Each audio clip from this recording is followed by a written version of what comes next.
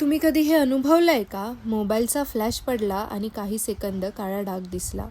हा डाग बाहेर नसतो, तो तुमच्या डोळ्यांच्या आत तयार होतो. पण कसा?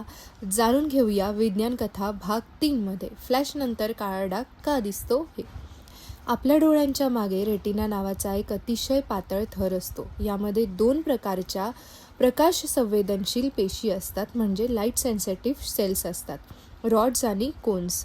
रॉड्स कमी प्रकाशात पाहण्यासाठी मदत करतात, तर कोन्स आपल्याला रंग आणि बारीक तपशील दिसू देतात. या दोन्ही पेशींमध्ये फोटोपिगमेंट्स नावाची विशेष रसायने असतात. प्रकाश पडला की ही रसायने आपला आकार बदलतात आणि त्या बदलामुळे एक इलेक्ट्रिकल सिग्नल तयार होतो. हा सिग्नल ऑप्टिक नर्व्ह पुढे मेंदूपर्यंत पोहोचवतो आणि तेव्हाच आपल्याला दिसतं. पण जेव्हा अचानक खूप तीव्र फ्लॅश पडतो, तेव्हा या फोटोपिगमेंट्सचा मोठा भाग एकाच वेळी सक्रिय होतो. याला फोटोपिगमेंट ब्लिचिंग म्हणतात. आता त्या रसायनांना पुन्हा पूर्वरत होण्यासाठी काही सेकंद लागतात. तोपर्यंत त्या रेटिनाचा भाग नवीन प्रकाशाला नीट प्रतिसाद देऊ शकत नाही.